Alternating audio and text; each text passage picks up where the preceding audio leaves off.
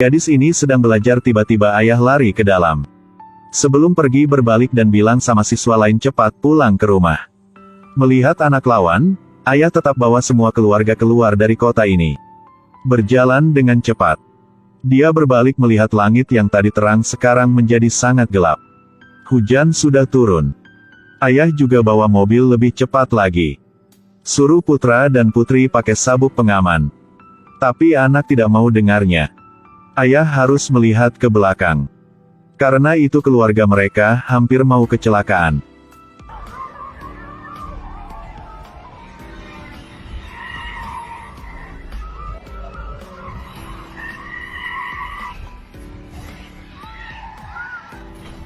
Walaupun lolos, tapi jalan sekarang ditutupi oleh 2 truk. Melihat hujan sudah dekat, dia tidak peduli orang lain sedang marahi dia. Langsung bawa keluarga lari dari sana. Sekarang awan gelap di mana-mana. Satu air hujan turun. Untungnya mereka tepat waktu masuk ke dalam ruang bawah tanah. Jika telat mereka bisa mati.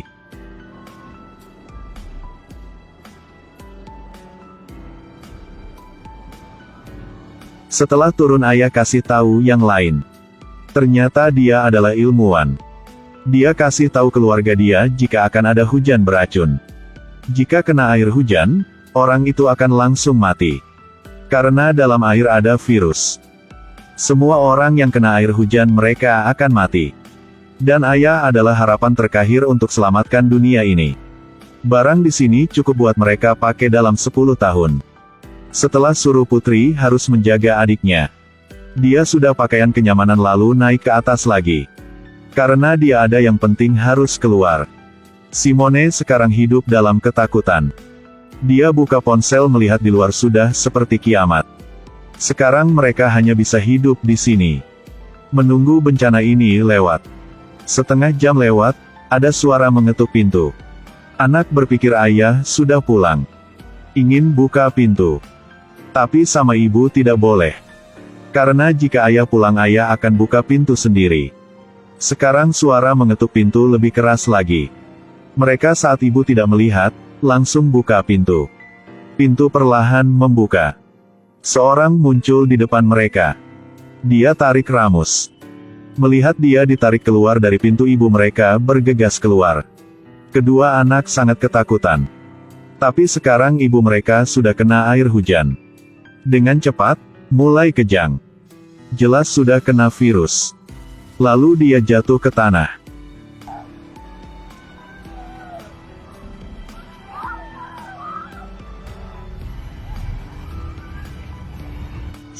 Kedua anak tidak punya pilihan selain tutup pintu kembali.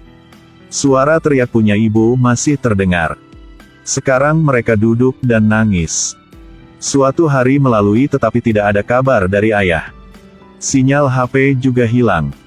Terowongan ini menjadi tempat tinggal satu-satu buat mereka. Kebetulan adalah kandang kurung mereka. Berapa hari kemudian mereka melihat ternyata ada banyak ruang bawah tanah seperti mereka.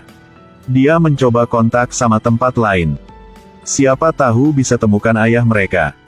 Tapi sudah setengah hari dan tidak dapat hasil. Harapan langsung dipemadamkan. Dia belum menyerah.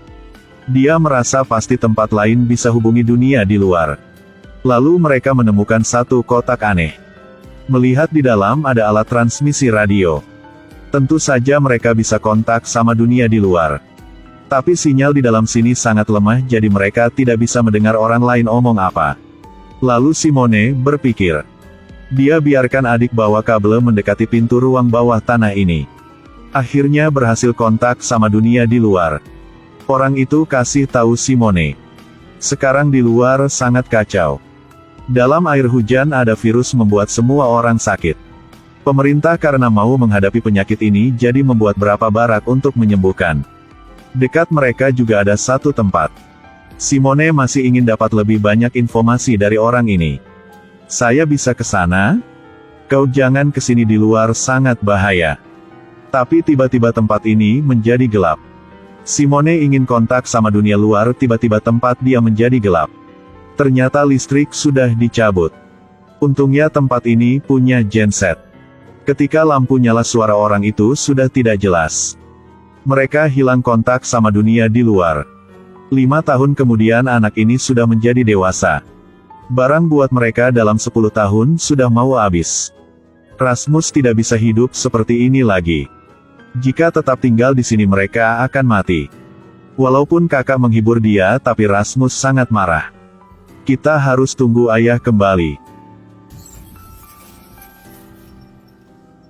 Dia hanya mau keluar dari sini. Tidak punya pilihan lain, Simone harus pakai alat pelindung. Dia mencoba untuk membuka pintu. Lalu mencoba cari. Dia melihat tidak ada orang. Juga tidak temukan makanan apa. Dia harus kembali ke ruang bawah tanah. Dia cerita sama adik tentang dunia di luar. Sekarang cara untuk bertahan hidup adalah datang ke ruang bawah tanah lain. Mendengar bisa keluar dari sini. Rasmus sangat bahagia. Tidak perlu khawatir. Kakak tidak sendirian. Ketika mereka sedang tidur, saluran tiba-tiba rusak. Suara bel terus berbunyi. Simone pingsan karena kekurangan oksi. Rasmus harus tarik dia keluar. Tapi baru keluar temukan satu kelompok dengan senjata. Mereka tidak mau bunuh siapa. Hanya ingin mereka kembali ke dalam. Lalu kunci berdua di dalam satu kamar kecil. Ternyata kelompok ini adalah orang masih hidup. Hujan itu membuat kemanusiaan binasa. Lingkungan rusak berat. Makanan di luar juga terinfeksi. Tujuan mereka untuk mencari yang bisa makan. Tapi sudah mencari panjang hari tapi tidak temukan apa. Sisa satu plastik kue juga diambil oleh jin. Ada yang bisa dimakan? Tidak, belum ada. Sekarang Rasmus di kamar samping mulai marah. Dia berpikir mereka kemari karena kakak dia. Mulai keras sama Simone. Walaupun dia sedih tapi dia tidak mau marahi adiknya. Melihat orang itu mau pergi tapi tidak mau lepaskan mereka. Walaupun mereka mohon padanya tapi kelompok itu tidak peduli. Simone menulis kemungkinan ada tempat punya makanan. Lalu kasih mereka melihat peta. Tapi ketika mereka ingin melihat lebih jelas, Simone mundur ke belakang. Bahkan hancurkan iPad. Lalu tunjukkan kepala dia. Untuk menancam mereka. Jika mau cari makan harus lepaskan mereka. Demi makanan pemimpin harus lepaskan mereka berdua. Dengan bantuan dari Simone, antar mereka ke ruang bawah tanah lain. Ini adalah matahari.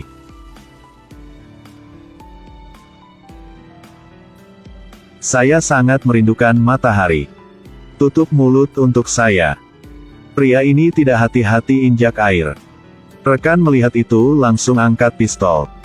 Ingin bunuh pria ini.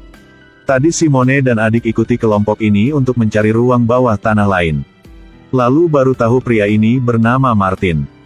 Sekarang melihat sedang lewat hutan. Tiba-tiba di depan ada satu mobil. Martin langsung suruh orang lain berbaring ke bawah. Semua orang langsung ikuti. Lalu tutupi badan, dilapisi terpal. Rekan kasih tahu Simone orang itu dari organisasi membunuh. Mereka lewat sistem untuk mencari orang masih hidup yang telah infeksi. Lalu akan bunuh semua. Untungnya tim mereka sudah siap. Jadi orang-orang itu tidak temukan mereka. Tapi tiba-tiba ada seorang masih hidup lari keluar. Grup itu sudah temukan gadis ini. Langsung ikuti gadis ini. Martin ingin mundur. Tapi Simone menolak. Dia tidak bisa biarkan orang mati. Tidak menyangka Martin tidak peduli. Tapi seorang wanita lain juga sepihak Simone. Alasan adalah mereka hanya punya 2 orang. Setelah itu berjalan bersama Simone. Kelompok Martin harus ikuti mereka. Dan gadis yang terus berlari tadi. Lewat satu sungai kecil dia terlalu percaya diri. Ingin melompat lewat situ. Akhirnya jatuh ke sungai. Ketika dia akan dibunuh kelompok Martin muncul. Habis 2 pembersih. Melihat orang ini sedang terus bergerak di lumpur.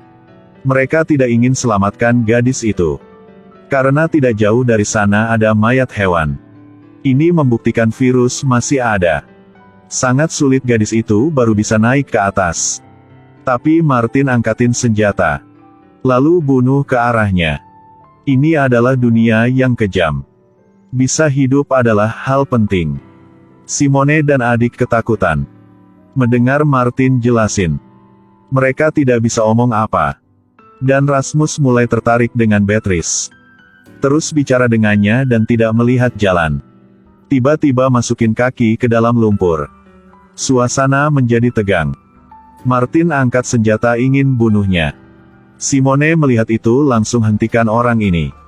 Akhirnya Beatrice bantu Rasmus buka sepatu. Melihat air belum kena kaki dia. Tambah ada kabar baik dari orang lain. Dan bilang sudah temukan ruang bawah tanah baru. Sekarang mereka baru lolos dari kematian. Pergi ke depan ruang bawah tanah. Simone melihat di kelilingnya. Menggunakan tangan untuk buka pintu. Walaupun dia ingin tahu kenapa dia bisa membukanya. Tapi menghadapi orang ingin bunuh adik dia. Dia malas jelasin sama pria ini. Melihat barang di dalam, mereka sangat bahagia. Melihat makanan ini. Semua orang bersemangat. Ketika Simone mencari listrik di sini untuk menyalakan lampu. Dia melihat ada satu ponsel sedang dicas. Dan layar ada foto dia dan adik. Sekarang dia baru tahu ini adalah HP ayah dia.